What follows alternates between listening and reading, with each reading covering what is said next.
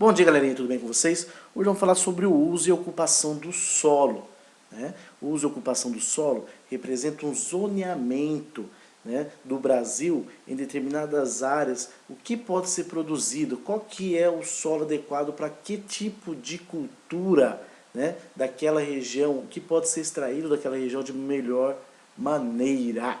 Para você não desperdiçar um solo bom, que seja agricultável, em algumas monoculturas, como a cana-de-açúcar, que ela é mais para solo areioso. E aí você tem milho e soja, que é um solo mais vermelho, de maior qualidade.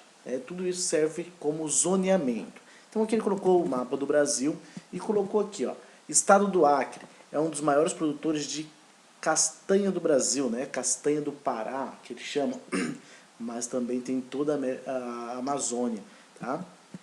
Estado do Mato Grosso, um dos maiores produtores de gado e além disso também de soja, né? Pecuária e soja lá é um dos maiores produtores. Estado do Goiás, grande produtor de soja. Estado do Rio Grande do Sul, destaca na produção de arroz, de frutas, principalmente aquelas frutas que precisam de regiões frias para desenvolver, né? Igual Santa Catarina também eu tenho a produção de maçã, né? Alguns outros estados aqui, ó, estado do Amapá apresenta maior quantidade de áreas preservadas de vegetação nativa. Do Pará, depósitos de ouro e outros minerais. Bahia, produtores de frutas como mamão, coco da Bahia. Minas Gerais, temos retirada de minério. Sudoeste, contra as maiores cidades do Brasil, né? Tudo isso presentes, foi como fosse um zoneamento que aconteceu no nosso país.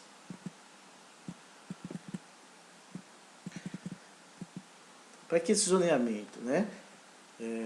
Devido ao crescimento populacional, e vem desde 1800 aí até os dias de hoje, né? Estima que 2050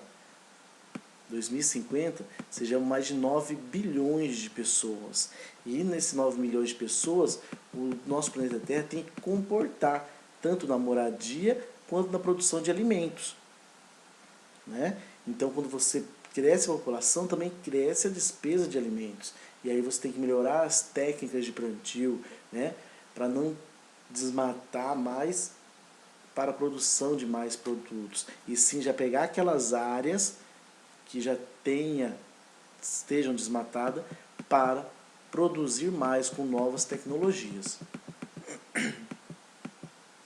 Estima-se que até 2030, 60% da população viverá em áreas urbanas, quer dizer, você tinha antigamente, a maioria das famílias morava em fazendas, né? Morava o vô, o pai, os irmãos, os tios, né? Toda a família morava lá.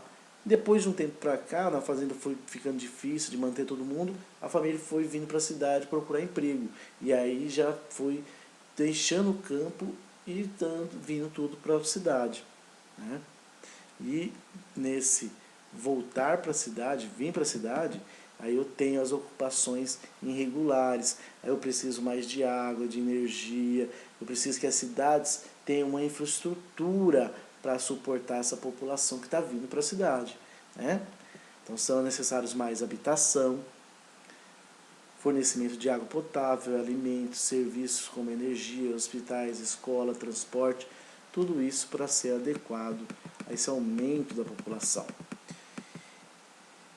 Isso é discutido no chamado plano diretor. Toda cidade tem um plano diretor. Bonito também deve ter o seu plano diretor, né? Um novo conjunto habitacional tem que estar discutido nesse plano diretor. Então, em Bonito, são todas demarcadas as áreas, né? Qual área vai ser para habitação, qual área pode ser para comércio, e aí por diante. Então, o plano diretor vai falar sobre isso, né?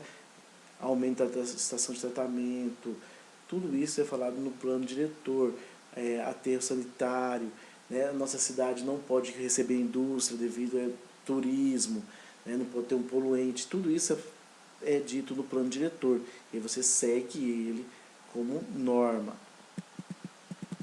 Aqui você está vendo a favela da Rocinha, né? A cidade de Rio de Janeiro não teve um plano diretor, né? Veio tantas pessoas, vieram tantos alunos, tantos ocupantes para cá, e aí você não tem uma infraestrutura para suportar toda essa população. E aí eles vão começando para as áreas mais afastadas da cidade e vai construindo.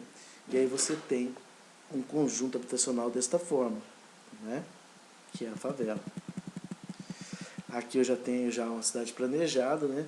Onde que eu tenho conjuntos habitacionais com prédios, residências, aí vai alocando as pessoas também com menos custo de vida, né? Pessoas mais carentes. Beleza? Então era isso, galerinha. Tenham um bom dia. Tchau, obrigado.